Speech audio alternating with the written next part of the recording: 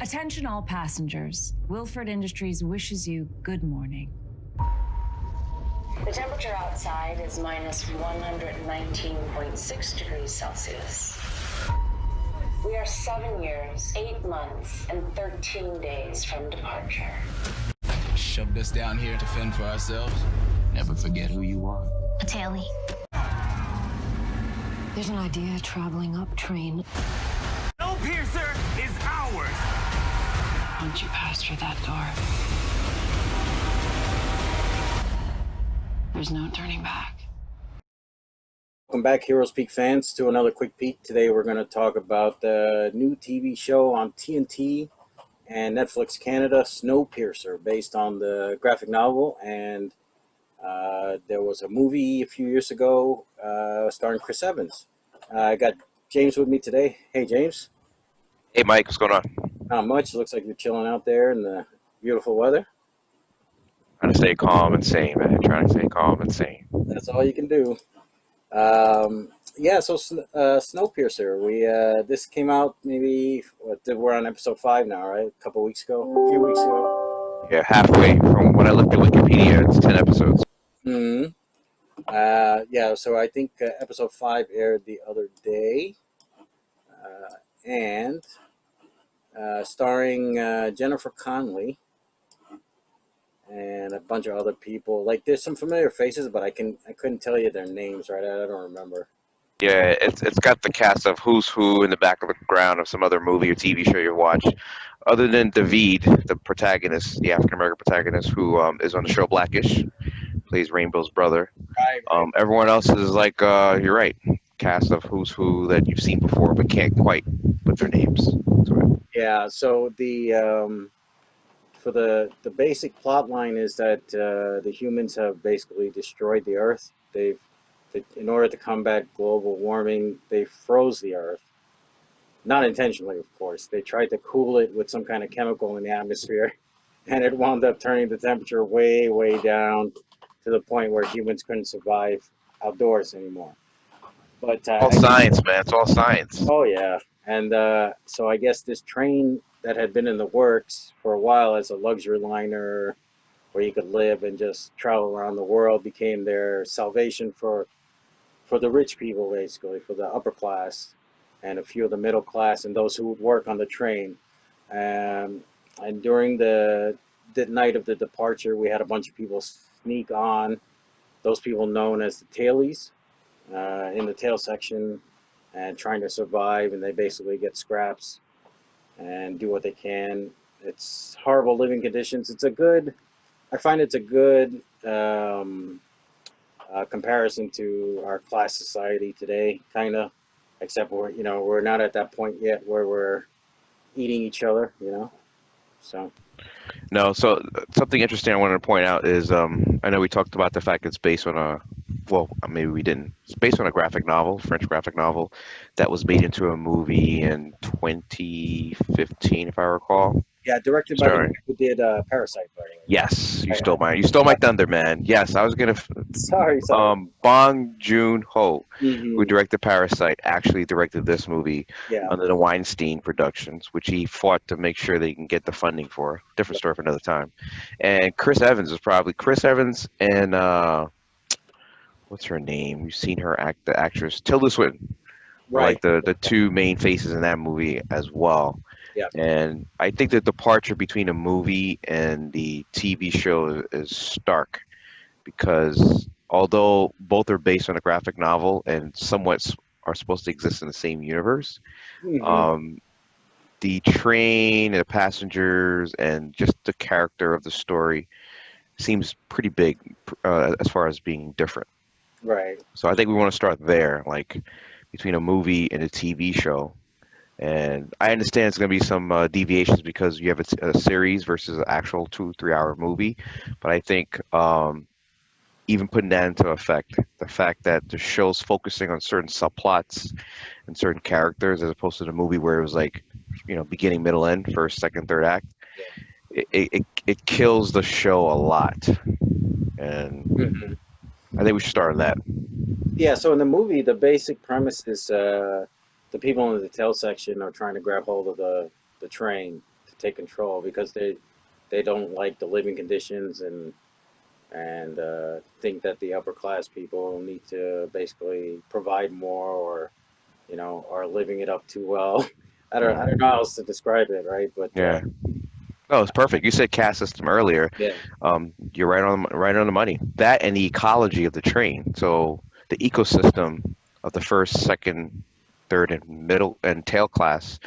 Uh, even in a movie, they don't really use it as a plot device to get you to watch the movie. This show seems is really focusing on the fact that okay, there's two or three trains that do just livestock and methane gas and all this stuff, like stuff that. Do you really care if you're intrigued about the show, right. both the sci-fi component and a drama component, or you want to follow these characters? There's like way too many subplots that are happening on this train that wasn't even depicted in a movie that they're focusing on. Yeah, I think they're trying to go kind of like Game of Thrones stuff, where there were so many characters and subplots with these characters and backstories. You know what I mean? Mm-hmm.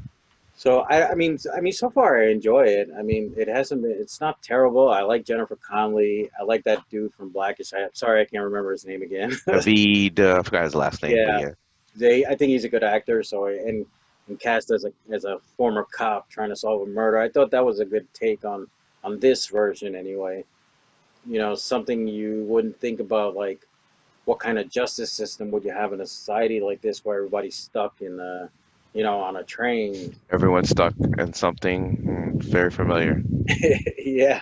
So I am looking forward to. I want to see where they go with it. I thought it was an interesting take. Probably going to spoil it here, but as far as I know, Jennifer Connelly's character is Mr. Wilford. Wilford, yeah. Yeah, as in the movie, he was an actual guy played by Ed Harris.